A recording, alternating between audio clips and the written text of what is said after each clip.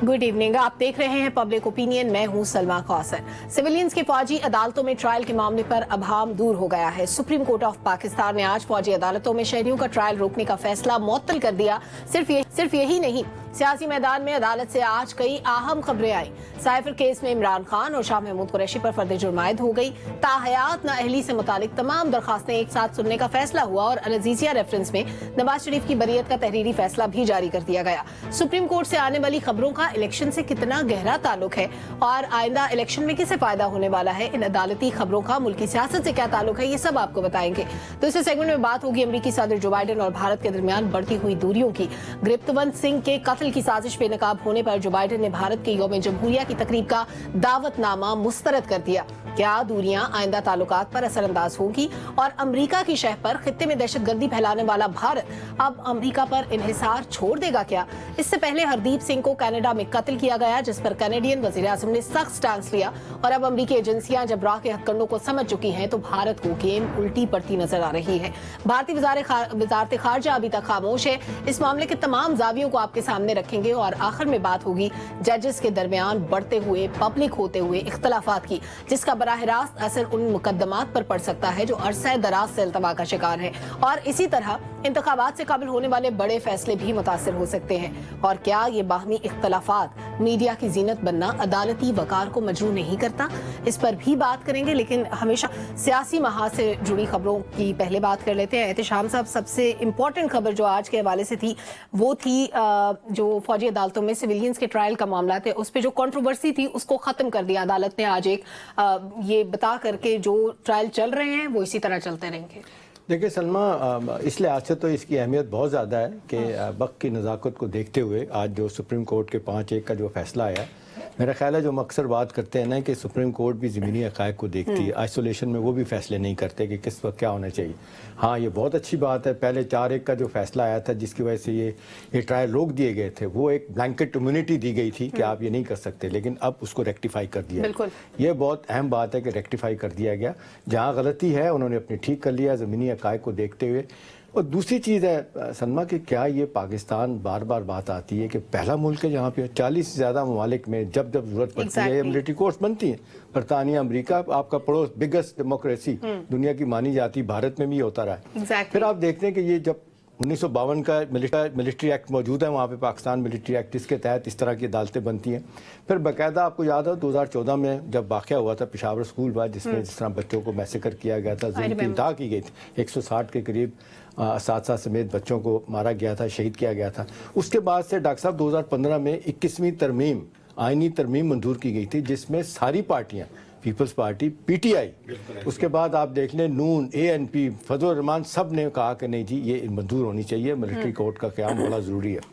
देखिए अब बदलते हुए हालात में जिस तरीके से कल का ही वाक़या देख लें, जिस तरीके से हमारे 23 जवानों को शहीद किया गया और जिस तरीके से एक नई तंजीम वहाँ पे टीटीपी के एक और लॉन्च कर दी गई है, जिहाद इस्लाम पाकिस्तान की नाम की एक जिसको कहते हैं पार्टी तंजीम, जिहाद पाकिस्तान, तहरीक जिहाद पाकिस्तान, हाँ तहरीक जिहाद पाकिस्तान के नाम की।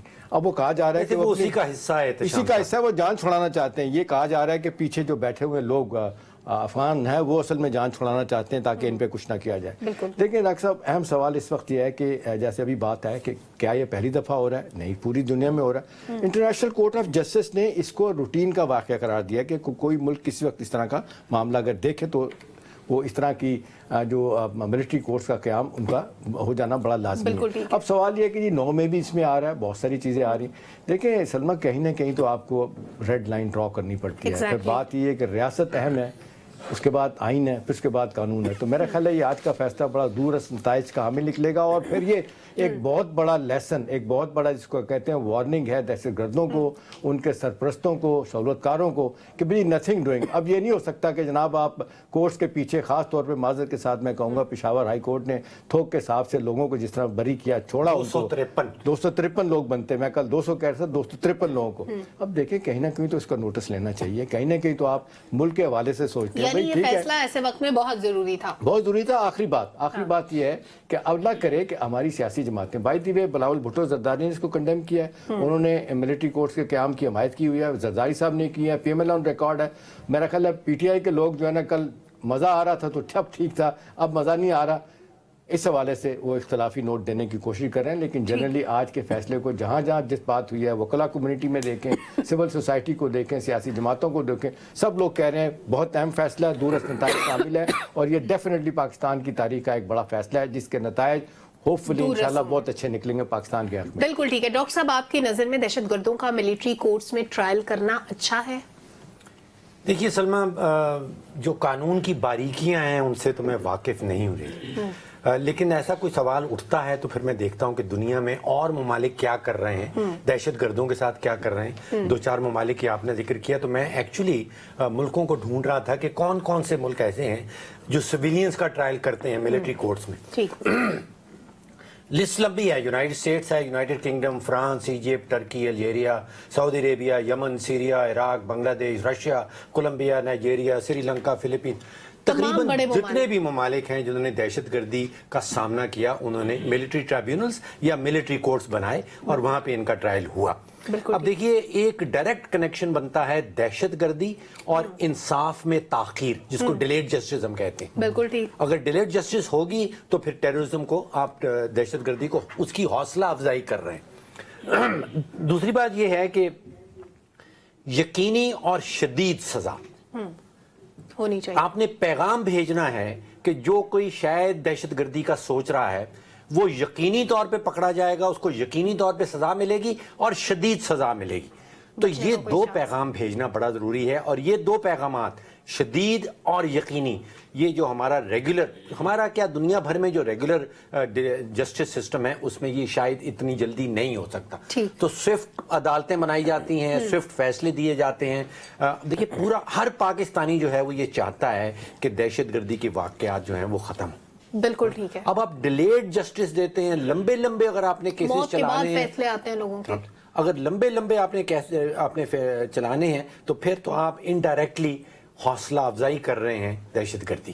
اور کچھ حوالوں سے تو ڈاکٹر صاحب آپ نظریں اوجھل کر سکتے ہیں. دیکھیں نا, 54,000 کیسز صرف سپریم کورٹ میں, 27,000 کیسز مختلف عدالتوں میں, اور فیصلے کیا آ رہے ہیں 20 لاکھ 22 لاکھ کا بیک لاگ ہے اس وقت. جی ٹوٹل 27 لاکھ کا فگر آ گیا. 27 لاکھ. اب سوال یہ ہے کہ جی اتنا کچھ ہونے کے باوجود آپ اوجھل نگاہوں کو کر سکتے ہیں, چھوٹے موٹے واقعات معاملات کے اوپر اگر کیسز کا فیصلہ نہیں آتا, یہ تو آپ کی نیشنل سیکیورٹی سے انور رضا جو کھیلے گا اس کے ساتھ تو کوئی رعایت نہیں ہونی چاہیے. اس میں سویلین آپ ہو, میں ہو, کوئی بھی بندہ ہو, اگر ہر بندہ یہ کام کرنا شروع کر دے گا تو ملک کو ریاست کہاں رہے گی؟ بالکل سیاسی نظریات سے ہٹ کے اگر انور صاحب, اگر آپ ریاست کی بات کرتے ہیں تو یہ کوئی نئی چیز نہیں ہے ملٹری کورٹس کا قیام. ایچ شام صاحب نے اگزامپل دی, ڈاکٹر صاحب نے دی, 40 سے زائد ممالک ایسے ہیں جہاں پہ فوجی عدالتیں آپریٹ کرتی ہیں. بھارت لارجسٹ ڈیموکریسی, وہاں پر بھی کرتی ہیں. تو کیا برا ہے جب دہشت گرد اتنے بڑے پیمانے پہ تباہی پھیلا رہے ہیں اور عدم ثبوت کی وجہ سے ان کو پھر چھوڑ بھی دیا جاتا ہے, ایسے وقت میں کیا ضروری نہیں ہے کہ ملٹری کورٹس میں لے کے جائیں لوگوں کو تاکہ فوری انصاف ہو؟ دیکھیے سلمہ, سوال کیوں اتنا ضروری ہے اور اس وقت یہ ملٹری کورٹس کی حمایت کیوں کی جا رہی ہے؟ دیکھیں, ریاست کی ذمہ داری ہے ملک کی سالمیت اور عوام کے جان و مال کا تحفظ, اور یہ تمام جو ادارے ہیں یہ ان کی پرائم رسپانسبلٹی ہے. اس میں فوج کو لے لیں, عدلیہ کو لے لیں, اور باقی جو لا انفورسمنٹ کے ادارے ہیں ان کی, اسپیشلی گورنمنٹ کی. اب دیکھیے, ملٹری کورٹس کا اس لیے کہا جا رہا ہے کہ آپ عدالتوں میں جب عدم شواہد ہوتے ہیں, آپ کا پروسیکیوٹر جو نظام بڑا سلو ہے, اس کے باعث جو دہشت گرد ہیں اور جو ان کے سہولت کار ہیں وہ دھندناتے پھرتے ہیں اور ان کو بیل مل جاتی ہے. وہ پھر آگے سے زیادہ بڑھ کر جو پاکستان کے اندر دہشت گردی ہو رہی ہے اس میں اپنا کردار ادا کرتے ہیں. اس کو روکنا کیسے ہے؟ دیکھیے, پاکستان میں انفارچونیٹلی, اس کو یا فارچونیٹلی کہہ لیں, کہ ایک ہی ڈسپلنڈ ادارہ ہے, وہ ہے فوج کا. آپ دیکھیں, کم از کم وہ جو کام کرتے ہیں بڑے ڈسپلن کے ساتھ کرتے ہیں. فوجی عدالتوں میں اس طرح کے کیسز چلنا اس لیے بھی ضروری ہے سلمہ کہ آپ نے ان کو کیفے کردار تک پہنچانا ہے. جب آپ ان کو سزا اور جزا کا کانسیپٹ ہوگا اور ریاست اپنی رٹ جو ہے وہ قائم کرے گی, تو اس کے لیے آپ کو اس طرح کے فیصلے کرنے پڑیں گے. میں سمجھتا ہوں کہ سپریم کورٹ آف پاکستان نے ڈیفینیٹلی دور رست جو نتائج ہیں اس ملک کے اور جو اس ملک کی اکانومی اور پولیٹیکل استحکام کے لیے جو فیصلہ کیا ہے ملٹری کورٹس کا, وہ اس لیے ضروری ہے کہ 9 مئی کے واقعات میں جو لوگ انوالو تھے وہ آپ دیکھیں نا, شواہد کی بنیاد پر آپ کو پتہ چل جائیں گے. ایک بات. دوسری بات, پاکستان میں یہ بھی دہشت گردی ہے کہ آپ سیاسی نظام کو مفلوج کر دیں, آپ پاکستان کی اکانومی کو کمزور کرنے کے لیے کردار ادا کریں, جس طرح کا بھی ہو, یہ بھی ایک دہشت گردی میں آتا ہے. اس کو بھی روکنا ہے. دیکھیے, آپ پاکستان میں 70,000 سے زائد, اس سے بھی زیادہ جو ہمارے لا انفورسمنٹ کے اداروں کے افسران ہیں, جوان ہیں, عام شہری جو ہیں وہ شہید ہو چکے ہیں. اور ابھی تک دہشت گردی کا کلا کما نہیں کیا جا سکا. इस साल फिर दहशतगर्दी के वाकयात में इजाफा हो रहा है। आप देखिए, जब पाकिस्तान की इकोनॉमी टेक ऑफ करने लगती है, पॉलिटिकल हार्मनी होने लगती है, तो पाकिस्तान को डिस्टेबलाइज करने के लिए अंदरूनी और बैरूनी कुव्वतें काम करती हैं। अंदरूनी वो लोग हैं जो फैसिलिटेटर्स हैं, जो इन दहशतगर्दों के सहूलतकार हैं, वो किसी वजह से भी हैं। हमने उनके हाथ रोकने हैं, हमने अपने बच्चों का मुस्तकबिल जो है वो महफूज करना और है। इस वो सब के लिए मिलिट्री कोर्स का कयाम जरूरी है, इसलिए जरूरी है। मैं क्यों उस पे देखिए, हम जस्टिफाई करते हैं क्यों जरूरी है। पहली बुनियादी वजह यह है कि ये कोई अचंभे की बात नहीं, दुनिया भर के ममालिक में जहां पर आप देखें इंसानी हकूक की बात की जाती है, वहां पर भी मिलिट्री कोर्स हैं। क्यों है कि उन्होंने अपने मुल्क की सालमियत को मद्देनजर रखा हुआ है, वो उनकी प्रायोरिटी वो है। तो वाई नॉट पाकिस्तान? जब पाकिस्तान की सालमियत खतरे में है, पाकिस्तान के बच्चों का मुस्तकबिल खतरे में है, इकोनॉमी तबाह हो रही है, तो हम स्पीडी जस्टिस क्यों नहीं कर सकते? स्पीडी जस्टिस के लिए ये फैसला वक्त की जरूरत है। बिल्कुल सलमा, मैं ऐड कर दूं, ये कोई नई अदालतें बननी नहीं चली जी। ये जो आर्मी एक्ट का 1952 का आपने जिक्र किया, उसके तहत एग्जिस्ट करती हैं, ऑलरेडी कायम होता है, ये चलती मुकदमात को शिफ्ट करना, कोई नई अदालतें नहीं बन रही। और दूसरा एक और बात, आपको माजी की हुकूमत में याद होगा जब लीड छपती थी, आर्मी एक्ट में जरा तरामीम की गई थी। अब जब अपने लिए आप देखते हैं तो आपको ये तरामीम अच्छी लगती है, और जब मुल्क के लिए तो फिर आप अपने सूट नहीं करती तो आप उसकी बिल्कुल ऐसा अपनी सूटेबल चीजों को आप ज्यादा प्रमोट करते हैं। जुल्फकार साहब, पहले यही मामला अदालत में गया, अदालत ने मना कर दिया कि सिविलियंस का ट्रायल मिलिट्री कोर्ट्स में नहीं होगा। फिर जब मामला अपील में गया तो अदालत ने भी शायद ये जरूरी समझा, उनको एहसास हुआ, बज़ाहिर यही लगता है कि एक मजबूत पैगाम देना जरूरी है, मुल्क को डिस्टेबलाइज करने वालों को इस तरह छोड़ा नहीं जा सकता। लाखों की तादाद में अगर पेंडिंग केसेस हैं तो कब जाके इन दहशतगर्दों के खिलाफ एक्शन होगा, कब जाके इनको सजा मिलेगी, और सजा मिलती भी है तो पता नहीं इंप्लीमेंट होगी या नहीं होगी। आपकी नजर में जो आज हुआ वो दुरुस्त था? देखिए जी, रियासत एक ऐसा अदारा है जिसको लिख पढ़कर आइन उसका इजाजत देता है जबर का। कोई इंडिविजुअल्स, कोई ग्रुप, कोई जथा जबर नहीं कर सकता, वो अपनी रिट उस तरह कायम नहीं कर सकता जिस तरह स्टेट को इजाजत होती है। पहली बात तो यह है कि स्टेट चंद अदारों से मिल के बनती है और उसमें अवाम का एक रोल होता है, और सिक्योरिटी के इदारों को और पाकिस्तान के अंदर जो कानून नाफज करने वाले इदारे हैं उन सब के ऊपर चढ़ाई तो हम कर देते हैं, तनकीद भी बहुत ज़्यादा करते हैं। पाकिस्तान के सलामती के इदारों को भी हम हिट लिस्ट के ऊपर रखते हैं, और ये नहीं सोचते कि उनका जो प्लान होता है, मिसाल के तौर पे नेशनल एक्शन प्लान बना, उस पे सिविलियंस ने कितना कंट्रीब्यूट किया। सिविल गवर्नमेंट की मैं बात कर रहा हूँ, आवाम ने तो किया ही किया, और उसका जो एक साइड थी उस पे तो 100% अमल हो गया, लेकिन पॉलिटिकल साइड से उसमें विल वो नहीं दिखाई गई, जिसका नतीजा आज हम भुगत रहे हैं। कभी इमरान खान साहब को TTP का रोमांस सताने लगता था, कभी किसी और का प्रॉब्लम था, ओपिनियन मेकिंग तकसीम थी, और उसके बाद जब पूरी कौम इकट्ठी हुई और उसके नतीजे में फिर आपके मुल्क के अंदर से ये दहशतगर्दी ख़त्म भी हुई। लेकिन बदकिस्मती ये है कि ये फौजी अदालतों के मामले को इशू बनाया गया, पोलिटिसाइज किया गया।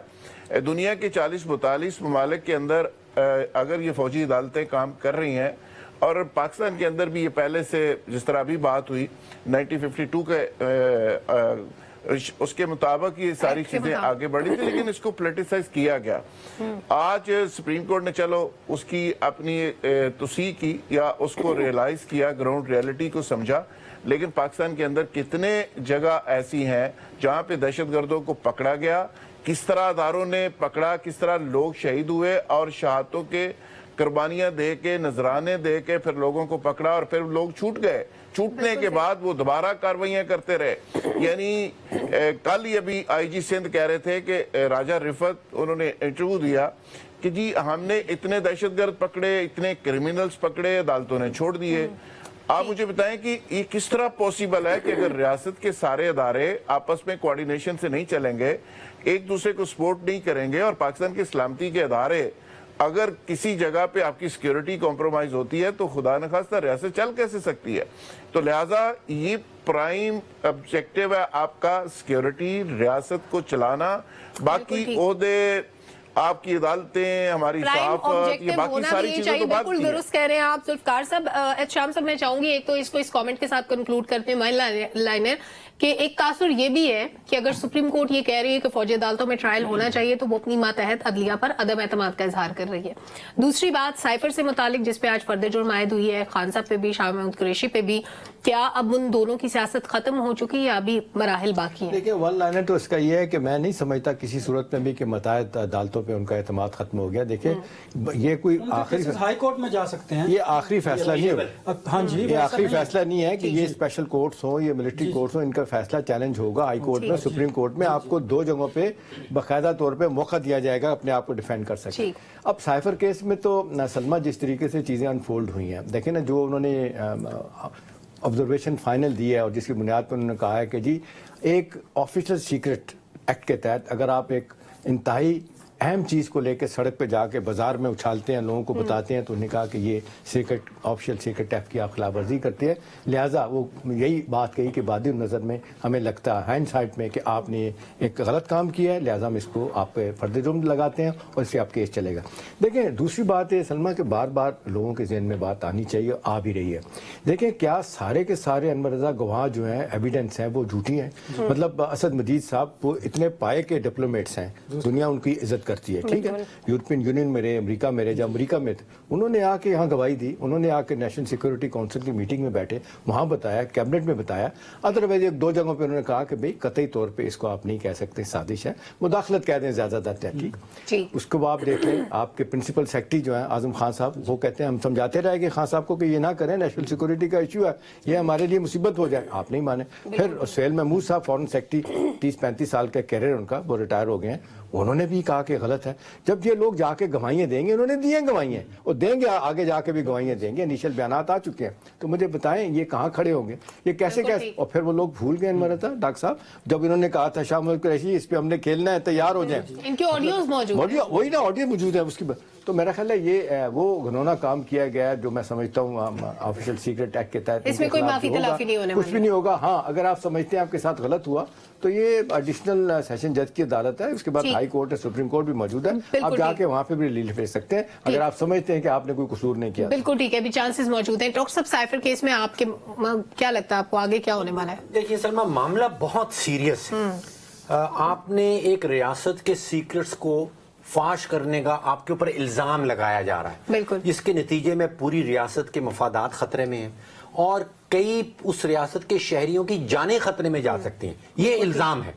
اب آپ دوبارہ سے سوچئے، ہم اس سے پہلے سیگمنٹ میں وہ ڈیلیڈ جسٹس کی بات کر رہے تھے. یہ احتشام صاحب مارچ کی کہانی ہے 2022 کی، جب وہ ایکچوئل لہرایا گیا تھا. آپ سوچئے کہ آج ہم بیٹھے ہیں دسمبر 2023 میں، آپ ابھی تک اس کو لے کے بیٹھے ہوئے ہیں. ابھی تک عدالت نے یا ادھر یا ادھر، یا کہہ دیں کہ انہوں نے نہیں کیا یا کہہ دیں کہ انہوں نے یہ کیا. آج فرد جرم عائد ہوئی ہے، یہ دوسری دفعہ فرد جرم عائد ہو رہی ہے. پہلے ایک پورا کیس چلتا رہا، اس کو عدالت نے کہا کہ وہ ایلیگل ہے. تو یہ جو ڈیلیڈ جسٹس کا معاملہ ہے، اس سے کیسے باہر نکلنا ہے؟ یعنی کہ مارچ 2022 سے لے کے آج تک آپ اس کو نپٹا نہیں سکے. اس کا مطلب ہے کہ ریاست کے مفادات خطرے میں رہے، ریاست کے شہریوں کی جانیں خطرے میں رہیں. یہ بہت سیریس ایشو ٹریٹ کیا جاتا ہے دنیا بھر میں کہ اگر آپ نے اپنی ریاست کے سیکرٹس جو راز ہیں ان کو فاش کرنے کی کوشش کی ہے یا اٹیمپٹ کی ہے، تو پھر دوبارہ سے ڈیلیڈ جسٹس اتنی ڈیلے کیوں ہوتی ہے؟ پھر ہم بات کرتے ہیں کہ متبادل عدلیہ بنائیں یا کوئی اور. ایک بات without the fear of any, جس کو کہتے ہیں کہ کوئی ریجیکٹ کرے یا ڈینائی کرے اس بات کو، سلمہ 4-5 لوگ جو تھے جنہوں نے دیکھا، میں نے اپنی آنکھوں سے ٹیلی فون پہ مجھے دکھایا گیا، میں نے دیکھا ہے سائفر پورا کا پورا دیکھا ہے اپنی آنکھوں سے، سارا پڑھا ہے میں نے. آپ یقین کریں کسی جگہ پہ جائیں وہ نہیں ذکر کر رہے کہ کوئی سازش ہوئی. وہ ٹرانسلیٹڈ تھا یا وہ اوریجنل تھا؟ اوریجنل دیکھا. میں بتا رہا ہوں 4-5 جو لوگ ہیں ان میں شاید میں بھی شامل ہوں اس میں. یہ جب پروگرام ہوا تھا یہ میں نے اس وقت بھی بات کی تھی. جو نیشنل سیکورٹی کونسل کی میٹنگ ہوئی تھی، جو میٹنگ ہوئی تھی، اس کا آخری سینٹنس یہ لکھا ہوا، مطلب سارے فوجی جرنیل بیٹھے تھے، سارے وزراء بیٹھے تھے، انہوں نے جو نتیجہ نکالا تھا لاسٹ سینٹنس جو ہے وہ یہی کہتا ہے کہ کوئی سازش نہیں ہوئی. بالکل ٹھیک ہے. اچھا انور صاحب، بادی نظر میں بظاہر یہی لگتا ہے کہ ثابت ہو گیا کہ آپ نے خان صاحب جرم کا ارتکاب کر لیا ہے اور اس جرم کی سزا کم سے کم بھی 14 سال قید ہو سکتی ہے.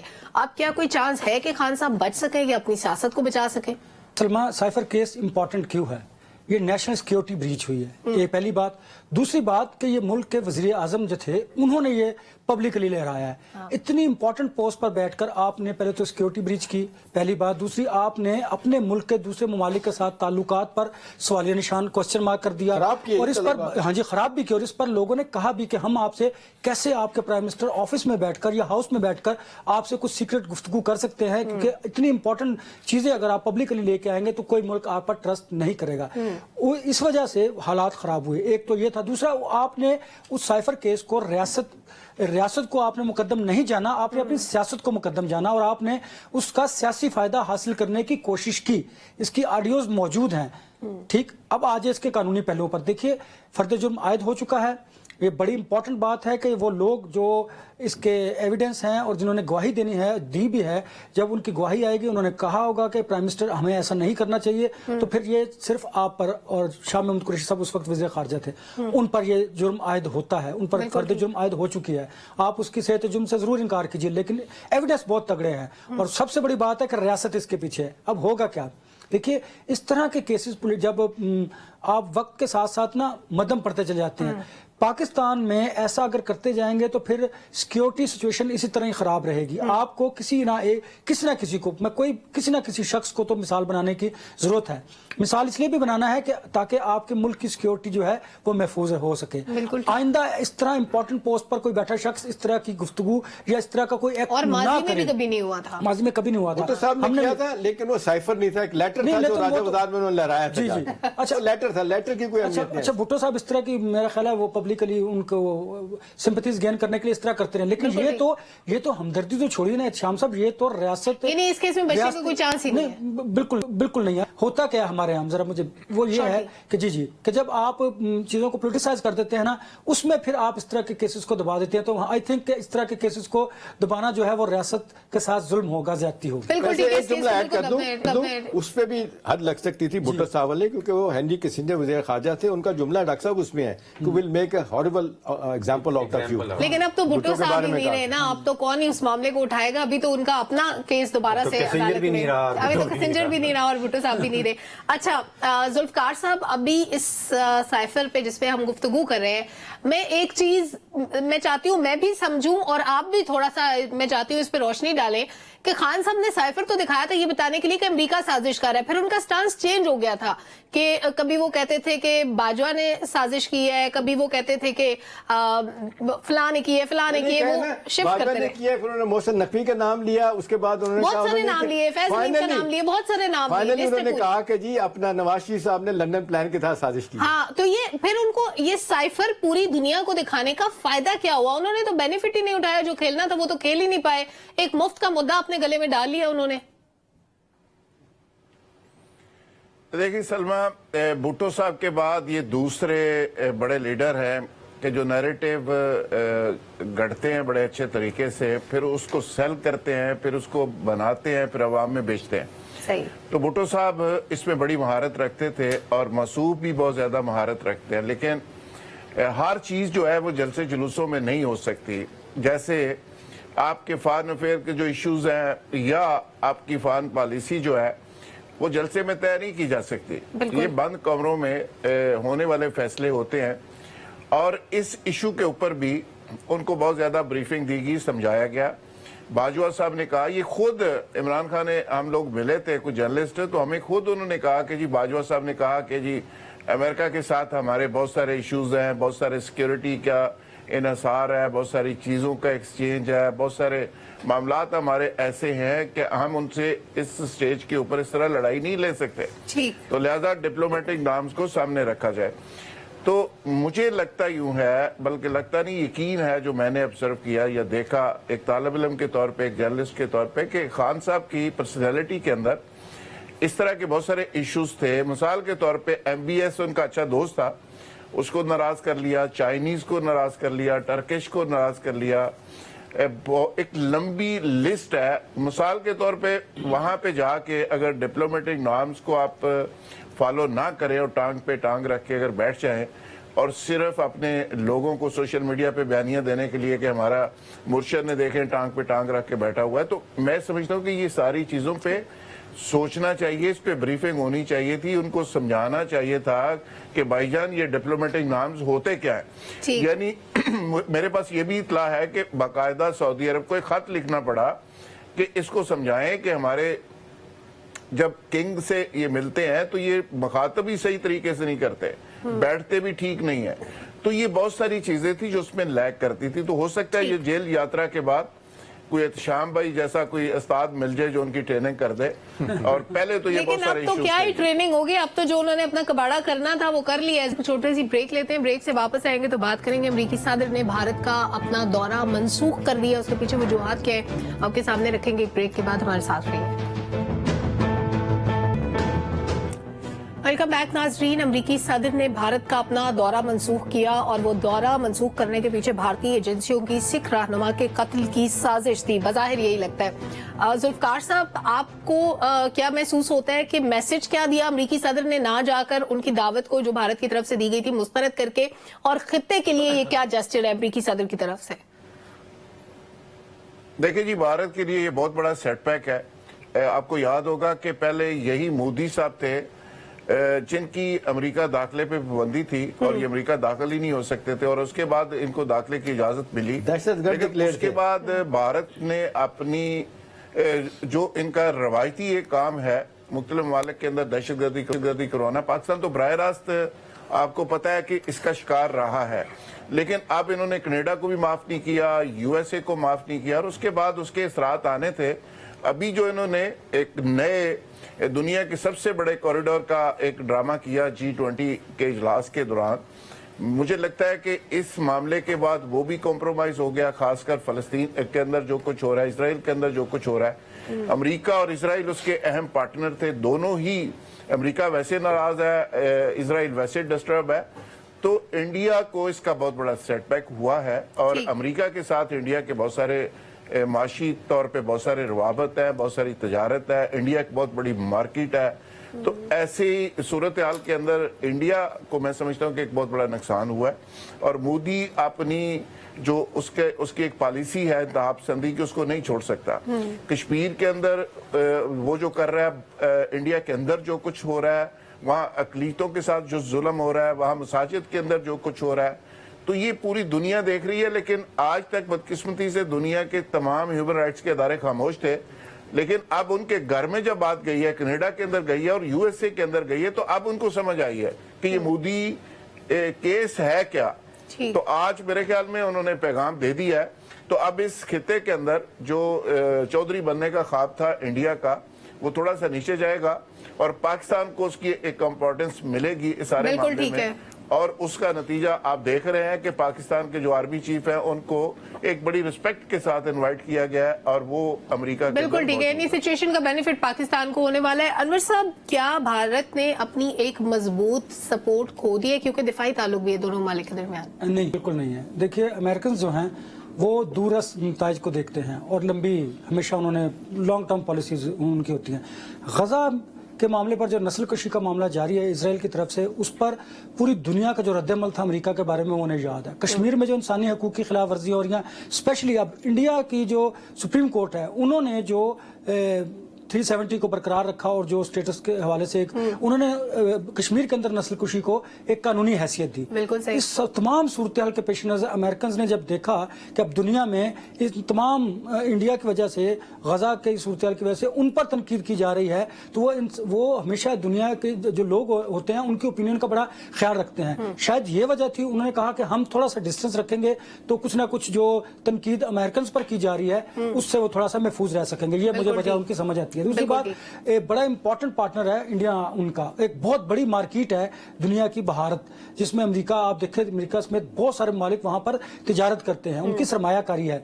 लिहाजा ये उन्होंने सिर्फ एक केस के से मुतालिक कोई फैसला किया है, इसको उनकी लॉन्ग टर्म पॉलिसी ना समझिए। यह भी मुमकिन है कि अमेरिकन और इंडियंस ने मिलकर ये साजिश की हो ताकि दुनिया की आंखों में धूल झोंकी जा सके, जैसे वो गजा की सूरत में कर रहे हैं इसराइल के साथ मिलकर अमेरिकन, और इसी तरह इंडियंस के साथ मिलकर मकबूजा कश्मीर में जो उन्होंने खून की नदियां बहा रहे हैं। मैं ये समझता हूं कि शायद ये उनकी एक और साजिश होगी ताकि दुनिया के सामने अमेरिकन जो है वो उनका जो एक स्ट्रक्चर है और जो वो समझते हैं कि बड़े इंसानी हकूक के अलंबरदार है वो कायम और दायम रह सके। बिल्कुल ठीक है। एहतशाम साहब, पहले कनाडा ने अपने ताल्लुकात खत्म किए एक तरह से भारत के साथ और बड़ा सख्त स्टांस लिया। कनाडा के बाद अमेरिका अभी इस दावत को मुस्तरद कर रहा है। आपको क्या लगता है स्ट्रेटेजिकली क्या नुकसान हो सकता है भारत को इस मामले में? देखिए, बुनियादी चीज तो सलमा ये है कि बहुत बड़ी एक और सफारती नाकामी है हिंदुस्तान की, ठीक है। और दूसरा आप इसको देख लें कि जैसा आपने कनाडा का जिक्र किया, अब जिस अंदाज से CIA ने, उनके बाकी इदारों ने, डॉक्टर साहब वो बंदा आइडेंटिफाई किया, उसको गिरफ्तार किया, चेक रिपब्लिक पराग से उसको पकड़ के लेके आए वो, ठीक है ना, जिसने मास्टरमाइंड है सारे जो एक सिख लीडर को अमेरिका में मारने का प्रोग्राम बनाया गया था। देखिए, पब्लिक ओपिनियन सलमा बहुत मैटर करती है। अभी आप देखते हैं दुनिया जहान में इतने बड़े गजा के मामले में जलसे जुलूस रैली निकली हैं, उसकी वजह से बाइडन की पॉपुलैरिटी का ग्राफ अब 34% लेटेस्ट फिगर आ गया है। उसने इलेक्शन भी लड़ना है, अभी तक फैसला नहीं कर पा रहे मौसूफ के लड़ना कि नहीं लड़ना। लगता है कि शायद मारे जाएंगे वो, ना खुद मारे जाएंगे बल्कि ये ग्रैंड ओल्ड पार्टी GOP इसको भी मरवाएंगे, सॉरी डेमोक्रेट जो है उसको भी मरवाएंगे अपनी। अब असल बात यह है कि जी अब सारे मामले को अगर देखा जाए तो हिंदुस्तान के लिए क्या मुश्किलात है। यहाँ पे जनवरी में एक क्वाड की मीटिंग, वो क्वाड्रेटल सिक्योरिटी डायलॉग, ये 4 मुल्क हैं जिसमें अमेरिका, ऑस्ट्रेलिया, जापान और हिंदुस्तान शामिल है। इनकी समिट भी थी, उसकी मीटिंग भी थी। इसका कैंसिल हो जाना, मुलतवी करना ना, ये ना सिर्फ एक झटका है बल्कि सफारती नाकामी के साथ साथ हिंदुस्तान के लिए लम्हा फिक्रिया कि भाई जिस तरह पहले होता था हर बात पे खामोशी। By the way, State Department हर साल ह्यूमन राइट्स पे अनवरदा रिपोर्ट जारी करता है। पाकिस्तान के बारे में सारी बातें होंगी, हिंदुस्तान के बारे में नाम ही नहीं होता था। अब उनको भी एहसास हो रहा है कि गलत हो गया, इसको ठीक करें। बाय द वे, इसराइल के मामले में भी सूरत हाल इतनी खराब हो गई है कि बाइडेन ने डॉक्टर साहब कल कहा है, उसने कहा कि जी मामलात हाथ से निकलने हैं। उसको कहा है उन्होंने डायरेक्ट मुखातिब करके नेतन्याहू को कि आप अपनी पार्टी से अपनी जो आप कोलिशन पार्टनर आपके इंतहा पसंद यहूदी हैं उनको निकालें। नहीं निकालेंगे क्योंकि वो जो इंतहा पसंद यहूदी शामिल लोग हैं उन्होंने 2 स्टेट का वो मामला ही खत्म कर दिया। बाइडेन ने पॉपुलैरिटी खो दी है। बिल्कुल ठीक है। डॉक्टर साहब, क्या रॉ कत्ल करने के लिए टीम्स को ऑपरेट करती है, किस तरह काम करती है? देखिए, ये इल्जामात हम तो एक अरसे से लगा रहे हैं। जो एक 15 सफहात का फर्द जुर्म आयद हुई है जो US डिपार्टमेंट ऑफ जस्टिस ने की है। जैसे हम फर्द जुर्म पाकिस्तान में जिक्र कर रहे थे, तो ये US डिपार्टमेंट ऑफ जस्टिस ने फर्द जुर्म आयद की है और वो 15 सफहात की है और वो पढ़ने वाली है। उसमें वो ये कहते हैं कि कत्ल करने का मंसूबा बनाया जा रहा था और वो मंसूबा इंडिया में बनाया जा रहा था। दूसरा, वो कहते हैं कि अमरीकी शहरी को कत्ल करने का मंसूबा था। तीसरा, वो कहते हैं कि अमरीकी सरजमीन पे ये कत्ल होना था। और चौथा, वो ये कहते हैं कि इंडिया का सरकारी एहलकार ये मंसूबा बना रहा था। ये फर्द जुर्म उन्होंने आयद की। तो इसका मतलब तो ये है कि ये साबित हो गया कि रॉ के पास असैसिनेशन टीम्स हैं, ना सिर्फ पाकिस्तान के अंदर बल्कि दुनिया भर में फैलाई हुई। दुनिया में बहुत खतरनाक बात है ये। और कनाडा में शुरुआत तो हमारे साथ हो रही है, कई सालों से हो रही है। रियलाइज उनके लेवल पे बरतानिया में भी फायदा हो गया, बरतानिया में भी किया, कनाडा में किया, अमेरिका में करते हुए ये पकड़े गए। ऐसा शोर मचा रहे हैं, ये इल्जामात नहीं डॉक्टर साहब, हम तो हकीकत से दुनिया को आगाह करते आ रहे हैं लेकिन दुनिया ने आंखें बंद की। और कश्मीर उसकी एक जीती जागती मिसाल। बिल्कुल ठीक है। एक छोटा सा ब्रेक लेते हैं, वापस आते हैं, जजेस के पे बात करेंगे जो मीडिया की जीनत बन रहे हैं। हमारे साथ रहिए।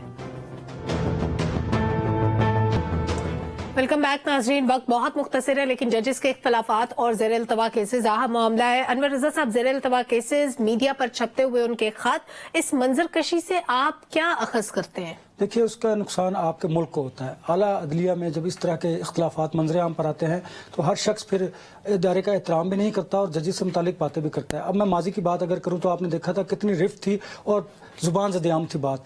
हमने कहा था कि शायद नए चीफ जस्टिस आएंगे और वो रिफ्ट जो थी जो कैरी नहीं होगी आगे, लेकिन अनफॉर्चुनेटली वो हुई है। इसको ओवरकम करने के लिए हमारे जो बाकी दीगर इदारों के सरबराहान हैं उन्हें किरदार अदा करने की जरूरत है। बिल्कुल ठीक है। डॉक्टर साहब, जजेस के इख्तलाफात के क्या असरात? सलमा, 2 चीजें हैं, एक अच्छी चीज है और एक बुरी चीज है। अच्छी खबर यह है कि खतबाजी हो रही है और मैं बड़ा एंजॉय कर रहा हूँ। इन जजेस की अंग्रेजी बड़ी खूबसूरत है, आप सीख सकते हैं। एक दूसरे को खत लिखते हैं, वो एक जज साहब कहते हैं कि जी आप 6 दिन की तनख्वाह लेते हैं और आते आप सिर्फ 4.5 दिन हैं, लेकिन वो अंग्रेजी में जिस तरह उसको बयान करते हैं।